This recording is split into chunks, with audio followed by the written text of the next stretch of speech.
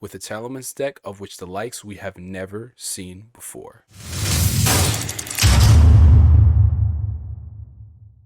I'll go ahead and put the deck list up right now so you guys can see. As you can tell, this is a very different Tearlament version we're dealing with here. Very different from what we're facing in the TCG right now. Much of the Tearlament package has been subdued. No one messes with righty. We'll see how you like it. Even KITKALLOS getting banned. Along with that, Rhinoheart is at 1 and Sheeran is at 1 and Havness is at 2. Many thought that with such devastating hits to Tearlaments on the new ban list, Tearlaments would no longer see top placements at major events. But with powerful cards such as King of the Swamp, Helshaddoll Hollow, Helshaddoll Squamata, and Helshaddoll Winda, allowed Tear to surpass its place above Sprite Tri-Brigade. Mixing these cards with the already powerful but nerfed Tear strategy allowed it to surpass its place above Sprite Tri-Brigade at the recent events.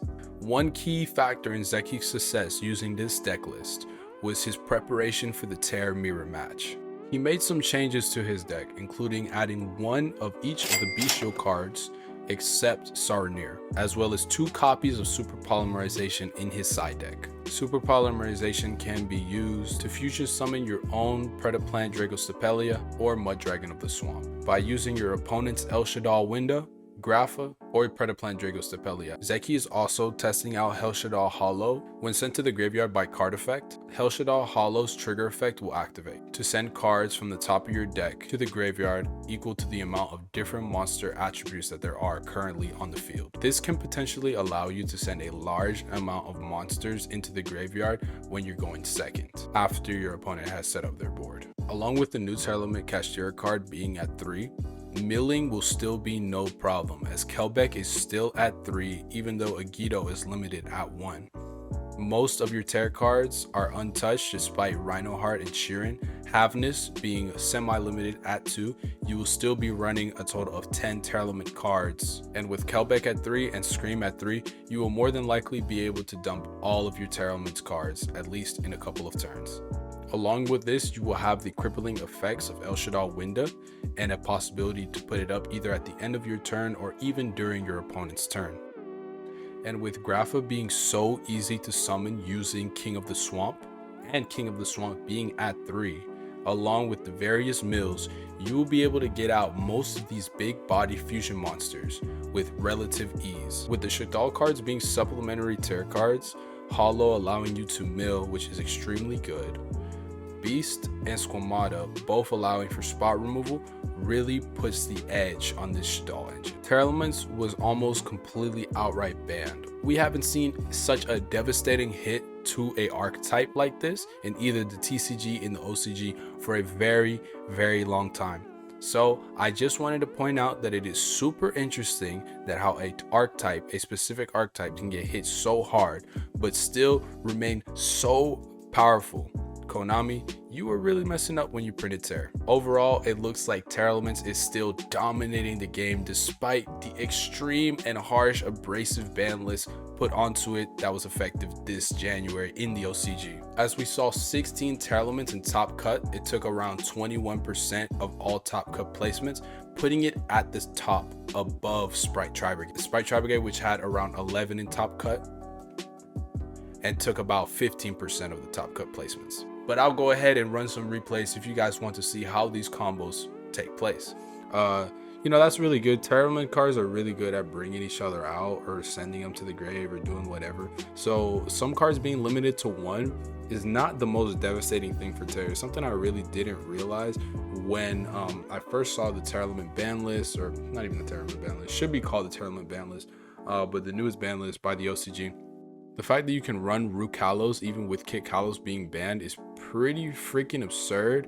And as you're going to see here, with the Tearlaments card getting sent to graveyard, just using King of the Swamp, you can get out Grapha as well, which is really ridiculous. And I'm going to run through this kind of step by step. So when you get Tearlament to your hand, you can summon it, and then if you have Scream on the field, you can chain link 1, chain link 2, and then that one's gonna the 2 is gonna send 3 from the top, and then you're gonna send whichever Tearlament name you need. And then if your graveyard's already stacked, like right here, you might be able to fusion summon here. I think I made a mistake here. I sent Merly when I had already used Merly, but that's okay because we can use Reinhardt to go into Zeus. We don't need to use anything, but our Tearlament cards are going to be live for next turn, which is really good. We see them summoning out a Nimble Beaver. Scream is going to activate. You're going to be able to mill again. Scream is just such a broken card, and it being still at 3 is really drives Tearlament pretty well. That's going to send KITKALLOS, and it's going to be able to send back. It's going to be able to special summon itself back. And it looks like we dumped the Helshaddoll Beast. That's going to just be able to draw 1 card. But then we're seeing a chain link 1, chain link 2, chain link 3 with the hollow. Hollow's freaking gonna mill like about, let's see, 3 cards right there. And this is the exact deck list that was used in the OCG. That's why you saw a maxi right there. Kelbeck 2, like Kelbeck being at 3, like that's ridiculous. That's so ridiculous. Merly is live.